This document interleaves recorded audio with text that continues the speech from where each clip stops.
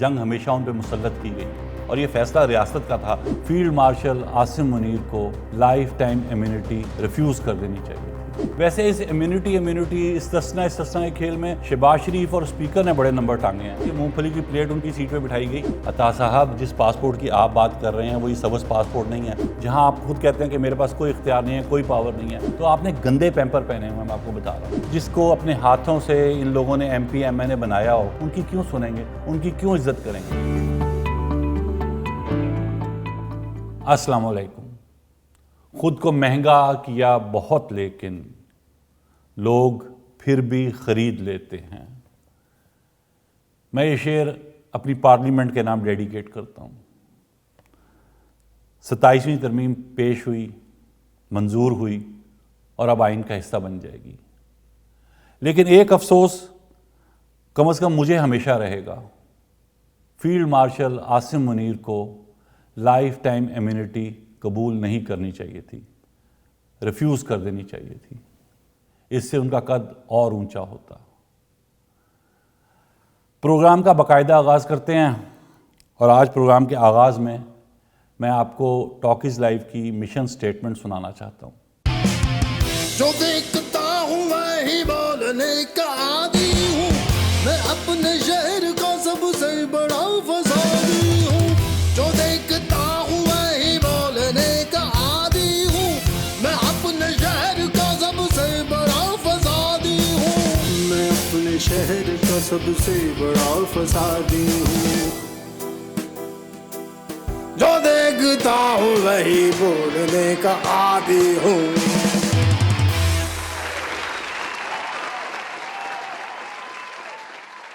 ملک کی وہ سیاسی جماعتیں جو وفاق کی سطح پہ ایک دوسرے کے ساتھ بیٹھنے کے لیے بالکل تیار نہیں، وہ خیبر پختونخوا کے امن جرگے میں نہ صرف ایک ساتھ بیٹھی، انہوں نے ایک سٹیج شیئر کیا، بلکہ ان کا موقف بھی قریب نظر آیا۔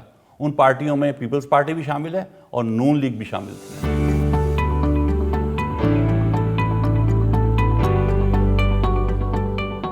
ہمارا دین، ہمارا اللہ، ہمارا نبی، ہماری زبان، ہماری کلچر، ہماری ٹریڈیشنز، ہماری ویلیوز، ہماری نارمز، ہماری سب یہ چیزیں مشترکہ ہیں۔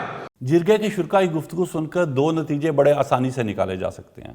نمبر ایک، افغانستان ہمارے لیے ایک دوسرا ملک ہے، لیکن کے پی کے خیبر پختونخوا کے لیے ایسا نہیں ہے۔ وہاں کے عوام، وہاں کے رہنما ایسا نہیں سمجھتے ہیں۔ جیسا اسد ایسر نے کہا کہ ہم افغانستان کے بغیر سروائیو نہیں کر سکتے، فائنانشلی سروائیو نہیں کر سکتے۔ میں سروائیو نہیں کر سکتا افغانستان کے بغیر اور سینٹرل ایشیا کے بغیر۔ اکانومی میں کوئی گنجائش بنتی ہے تو وہ تب بنتی ہے جب ہمارا ٹریڈ ادھر ہو جائے گا، سینٹرل ایشیا تک چلے گا، رشین اسٹیٹ تک چلے گا۔ ہم نہیں اس سے مقابلہ کر سکتے پنجاب اور کراچی کی انڈسٹریز کا۔ اسی بات کو جنید اکبر نے آگے بڑھایا۔ انہوں نے کہا کہ جس وقت سندھ اور پنجاب میں انڈسٹری لگ رہی تھی، اس وقت خیبر پختونخوا میں جہادی بھرتی ہو رہے تھے، اور یہ فیصلہ ریاست کا تھا، یہاں کی لوکل جماعتوں کا نہیں تھا۔ پھر انہوں نے کہا کہ طالبان کو واپس لانے کا فیصلہ بھی ریاست کا تھا۔ اس وقت کے آرمی چیف اور D G I S I ہمارے پاس آئے، انہوں نے ہمیں خود بتایا کہ طالبان ہمارے بچے ہیں، ہمیں انہیں واپس لانا ہے، کیونکہ افغانستان کے اندر قابلیت نہیں ہے کہ ان کو رکھ سکے۔ اسی قسم کے الزامات محسن داور نے قدرے بلکہ بہت غیر مناسب طریقے سے لگائے۔ جو کل اسلام آباد میں حملہ ہوا اور پھر وہ جو محسن نقوی صاحب نے یہ بات کی کہ یہ تو پختونخوا کے عوام افغانستان سے اپنے آپ کو ڈسکنیکٹ کرے، آپ نہیں کر سکتے ہمیں ڈسکنیکٹ۔ یہ جو دہشت گردی ہے یہ پختونوں پر توپنے کے بجائے آپ کی جو پنجابی جرنیل ہے، جو پنجابی پالیسی ساز ہے، یہ ان کا قیادرہ ہے، یہ ان کی بنائی ہوئی پالیسی ہے، اس کا مورد الزام آپ ہمیں نہ ٹھہرائیں۔ محسن داور نے جو کچھ کہا اور خاص طور پر جس انداز میں کہا، میں اس سے بالکل متفق نہیں ہوں، لیکن میں بہت سے ایسے لوگوں کو جانتا ہوں جو محسن داور کے ہم خیال ہیں۔ ان کا خیال ہے کہ جنگ کبھی بھی خیبر پختونخوا کے عوام کی خواہش نہیں رہی، جنگ ہمیشہ ان پہ مسلط کی گئی ہے۔ وزیر اعلیٰ خیبر پختونخوا سہیل افریدی نے اپنے خطاب کے دوران ان مسائل کو حل کرنے کے لیے، افغان مذاکرات کو آگے بڑھانے کے لیے ایک تجویز پیش کی جس سے ہم 100% متفق ہیں۔ اگر فرض کریں آپ خیبر پختونخوا کے سٹیک ہولڈرز کو اعتماد میں لے کر ان مذاکرات میں جو ہیں ان کو استعمال کریں تو یہ مثبت نتائج دیں گے، غلط نتائج نہیں دیں گے۔ اگر ہم یہ بات کرتے ہیں تو اس کا مطلب یہ نہیں کہ ہم کسی کی سائڈ لے رہے ہیں۔ اگر کوئی یہ سمجھ رہا ہے کہ سہیل افریدی نے جو تجویز پیش کی ہے وہ صرف اور صرف ان کی ذہنی اختراع ہے، ان کی اپنی ڈیمانڈ ہے، تو ایسا نہیں ہے۔ جس وقت یہ تجویز پیش کی گئی، جس وقت یہ تقاریر ہوئیں، اس وقت پیپلز پارٹی کے گورنر بھی سٹیج پہ موجود تھے، نون لیگ کے رہنما بھی سٹیج پہ موجود تھے، بلکہ سٹیج کو کنڈکٹ کر رہے تھے۔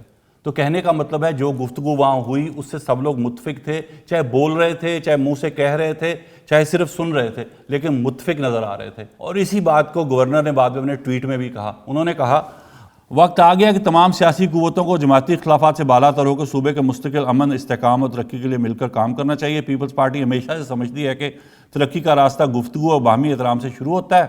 مجھے یقین ہے کہ اجتماعی حکمت اور تعاون کے ذریعے ہم خیبر پختونخوا کے عوام کے لیے امن اور خوشحالی کا مستقبل یقینی بنا سکتے ہیں۔ مطلب پیپلز پارٹی کے گورنر نے بھی وہی بات کی ہے، لیکن ذرا اچھے لفظوں میں جو دوسری جماعتیں کر رہی ہیں۔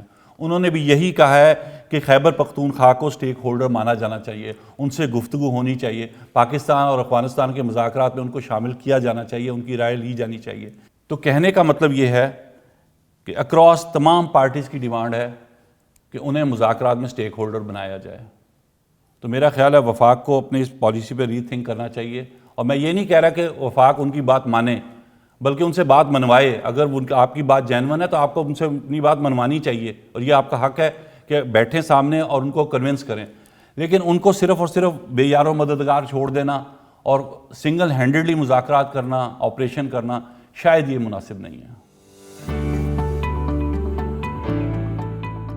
اطاعت آرڈر سے لاکھ اختلافات ہو سکتے ہیں، لیکن ان میں ایک کوالٹی ہے کہ وہ انتہائی شاندار ہنسانے والا لطیفہ اتنی سنجیدگی سے سناتے ہیں کہ اگر آپ آواز بند کر کے سنیں تو لگے گا کوئی مبلغ تبلیغ کر رہا ہے۔ ابھی انہوں نے تازہ لطیفہ سنایا قومی اسمبلی کے فلور پہ، سنیے۔ یہ کس کی بات کرتے ہیں؟ یہ باہر جائیں تو صحیح، جس ایئرپورٹ پہ پاکستانی جا کے سب پاسپورٹ امیگریشن کاؤنٹر پہ دیکھتا ہے، لوگ اس کو عزت اور قدر کی نگاہ سے دیکھتے ہیں۔ دنیا کے ممالک پاکستان کا نام لے رہے ہیں، پاکستان کی عزت کر رہے ہیں۔ عطا صاحب کو اچھا سا مشیر رکھ لیں، اور اس قسم کے بیانات دینے سے پہلے نا اس کو بتا لیا کریں، اس سے مشورہ کر لیا کریں، اس سے پوچھ لیا کریں یہ بیان دوں کہ نہ دوں۔ عطا صاحب جس پاسپورٹ کی آپ بات کر رہے ہیں وہ یہ سبز پاسپورٹ نہیں ہے، وہ ایک خاص پاسپورٹ ہے جو آپ کے پاس ہے، جس پہ پروٹوکول لگا ہوتا ہے، جس پہ ایمبیسی ساری پہنچی ہوتی ہے، جس پہ کاؤنٹر بھی علیحدہ ہوتا ہے۔ ہم جس کاؤنٹر پہ دنیا بھر میں جاتے ہیں نا، اس پہ ہمارے ساتھ بالکل ویسا ہی رویہ ہوتا ہے جیسا ہمارے سرکاری اداروں میں بلکہ تھانوں میں ہوتا ہے، ویسے ہی لطر پریڈ ہوتی ہے ہماری پاکستانیوں کی۔ قومی اسمبلی میں 27ویں آئینی ترمیم کی منظوری سے پہلے بلاول بھٹو نے ایک تقریر کی، بڑی دھواں دھار قسم کی تقریر تھی، اور لگ رہا تھا کہ وہ 27ویں آئینی ترمیم کے سخت مخالف ہیں۔ اس 18th امینڈمنٹ میں اتنا طاقت ہے کہ جناب اسپیکر کسی کا باپ بھی چاہے وہ 18ویں ترمیم کو ختم نہیں کر سکتے، آج دن تک ختم نہیں کر سکتے۔ بلاول صاحب جس طرح پیپلز پارٹی نے 27ویں ترمیم کو مانا ہے، جس طرح بغیر بحث کے اس کو منظور کیا ہے، جس طرح ایک شرط چھوٹی سی رکھ کے، میں چھوٹی تو نہیں کہوں گا لیکن ہے تو بہت بڑی شرط، لیکن رکھ کے اپنی منوا کے وہ استثناء والی صدر صاحب کے لیے باقی سب کچھ مان لیا ہے، اس کے بعد آپ کا یہ لب و لہجہ بنتا نہیں تھا۔ اور مجھے ایک بات بتائیں، آپ کیسے روکیں گے 18ویں ترمیم کو؟ اگر اس میں کوئی امینڈمنٹ کرنا چاہے گا تو آپ کیسے روکیں گے؟ 27 ترمیمیں ہو چکی ہیں اس آئین میں جو آپ کے نانا نے پیش کیا، وہ ساری ترمیمیں تو پیپلز پارٹی کو قبول نہیں ہوں گی، نہ تھیں۔ ان 27 میں سے کئی ترمیمیں ایسی تھیں جو پیپلز پارٹی کو منظور نہیں تھیں، جو ان کے حق میں نہیں تھی، لیکن ہوئیں، وہ منظور کی نا پیپلز پارٹی نے۔ منظور نہیں بھی کی تو ان کے ہوتے ہوئے منظور ہوئی نا، کیا کر لیا پیپلز پارٹی نے؟ ابھی بھی آپ 27 ترمیم منظور نہ کرنا چاہتے تو آپ کیا کر لیتے؟ مجھے وہ طریقہ کار بتائیں۔ تو یہ صرف لفظی جمع خرچہ ہے، جب وقت آئے گا 18ویں ترمیم میں کوئی ترمیم کروانا چاہے گا، کوئی اس کو واپس لینا چاہے گا تو آپ کچھ نہیں کر سکیں گے۔ آپ کا یہ لب و لہجہ نا ابھی ابھی ہے، تب آپ بڑے آرام سے آئیں گے، بڑی معذرت کے ساتھ کہہ رہا ہوں، بڑے آرام سے آئیں گے، 2 شرطیں اپنی منوائیں گے، سائن کریں گے، اور ہمیں بتائیں گے کہ یہ جمہوریت کا حسن ہے، یہ بڑا ضروری ہے پاکستان کے لیے، اگر آپ یہ نہ کرتے تو پاکستان شاید بہت ہی گڑبڑ ہو جاتی۔ کسی کا باپ بھی چاہے وہ 18ویں ترمیم کو ختم نہیں کر سکتے۔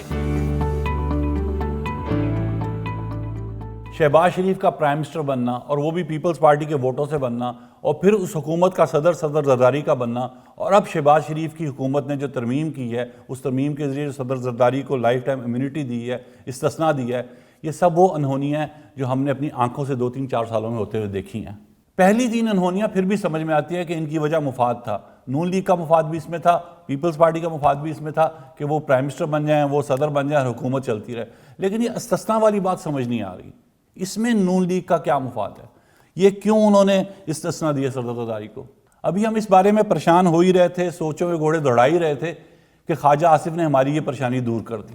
Prime minister is a political figure, وہ الیکٹڈ فگر ہے, لیکن پریزیڈنٹ کا میں سمجھتا ہوں کہ ایک ہے, ایک آپ کہتے ہیں ایک اورا ہے ان کا, ایک وفاق کی سمبل کی حیثیت سے پریزیڈنٹ کا عہدہ جو ہے اس کی ایک امپورٹنس ہے. اگر اس کو استثناء دے بھی دیا جا رہا ہے تو اس میں کیا ان کے پاس کون سی آئین پاورز دیتا ہے جس کا وہ ناجائز استعمال کریں گے اور اس کا ان کو استثناء دینے کی ضرورت نہیں ہے. میں سمجھتا ہوں کوئی ایسی سچویشن نہیں. واہ واہ واہ خواجہ صاحب, کیا خوبصورت دلیل دی ہے آپ نے. میرا دل کر رہا ہے میں اس دلیل کو آپ پہ ہی فٹ کر دوں. آپ بھی ایک وزارت کے وزیر ہیں جہاں آپ خود کہتے ہیں کہ میرے پاس کوئی اختیار نہیں ہے, کوئی پاور نہیں ہے, تو میں یہ سوچ رہا ہوں کہ آپ کو بھی لائف ٹائم امیونٹی دے دیں, کیونکہ آپ کے پاس بھی وہاں کوئی پاور تو ہے نہیں, آپ کچھ غلط کر ہی نہیں سکتے, اس لیے آپ کو بھی امیونٹی, میری طرف سے آپ کو امیونٹی. بلکہ میں تو کہتا ہوں 25 کروڑ عوام کو بھی امیونٹی دیں. ان کے پاس کون سی پاور ہے؟ کوئی بھی نہیں. انہیں بھی فارغ کریں بیچاروں کو, دیں استثناء ان کو بھی. ویسے اس امیونٹی استثناء کے کھیل میں شہباز شریف اور اسپیکر نے بڑے نمبر ٹانگے ہیں. دونوں نے اعلان کر دیا کہ ہمیں چاہیے ہی نہیں. بھئی دے کون رہا تھا؟ انسان کو تازہ کہیں سے لیڈر بنانے کا لارا لگا ہو, یا اس کو خود بخود یہ شوق پیدا ہو جائے اور اسے سمجھ نہ آ رہی ہو کہ لیڈر بننا کیسے ہے, تو اس کا پتہ ہے کیا حال ہوتا ہے؟ وہی جو اس وقت شاہد افریدی صاحب کا ہے. پرورش انہوں نے کی تھی, آج جن کے بارے میں یہ لوگ باتیں کرتے ہیں پرورش انہوں نے کی, آج یہ لوگ پیمپر سے باہر آ گئے تو آج ان کو برے لگ رہے ہیں, بڑے ہو گئے. وہی پلے بڑے ہیں, وہی پلے بڑے. ابھی پیمپر اتارے انہوں نے تو آج ان کو لگ رہا ہے کہ وہ بڑے ہو گئے. غلط فہمی میں وہ لوگ. شاہد افریدی صاحب, مجھے سمجھ نہیں آ رہی کہ آپ اس قسم کی پھکڑ, عامیانہ, لو لیول کی گفتگو کس کے لیے کر رہے ہیں اور کیوں کر رہے ہیں. یہ آپ کا لیول نہیں ہے. ہو سکتا ہے آپ یہ گفتگو عمران ریاض خان کے بارے میں کر رہے ہوں, اور یہ بھی ہو سکتا ہے کہ آپ یہ گفتگو عمران خان کے بارے میں ہی کر رہے ہوں. مجھے اس گفتگو سے اندازہ نہیں ہو رہا ہے, لیکن میں آپ کو یہ بتانا چاہتا ہوں کہ جو تازہ پیمپر آپ نے پہنے ہیں نا, یہ وہی پیمپر ہیں جن کا آپ نے ابھی ذکر کیا کہ وہ تازہ اترے ہیں ان لوگوں سے, اور وہ لڑکے بڑے ہو گئے ہیں. تو آپ نے گندے پیمپر پہنے ہوئے ہیں, میں آپ کو بتا رہا ہوں اس وقت.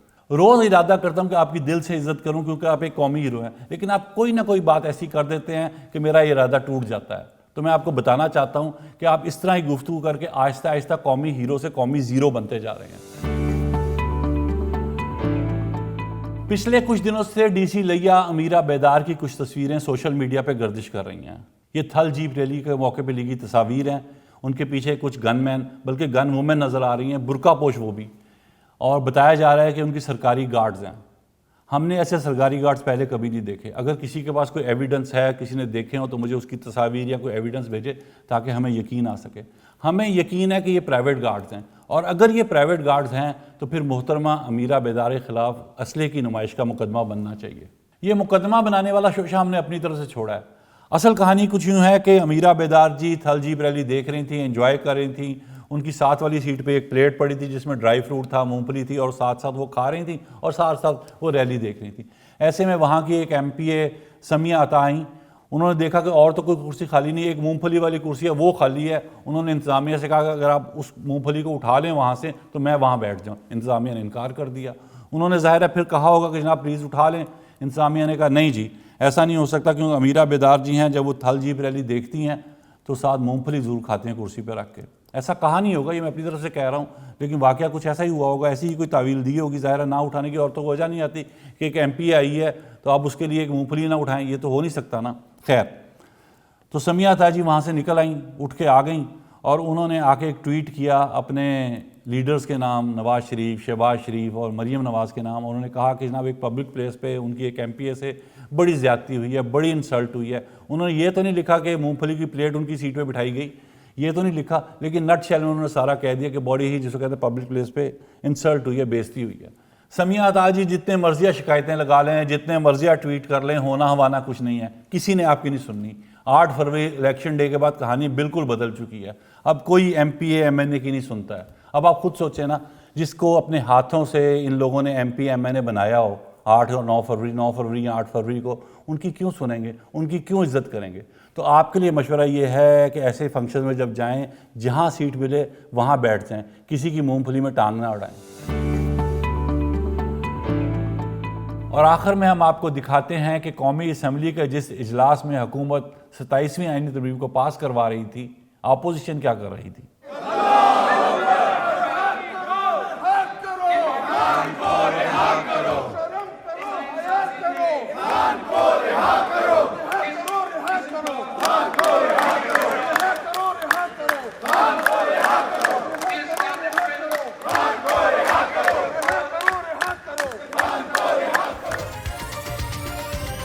Talk is live, like share subscribe کیجئے، کیونکہ سچ وہی جو ہم بولیں۔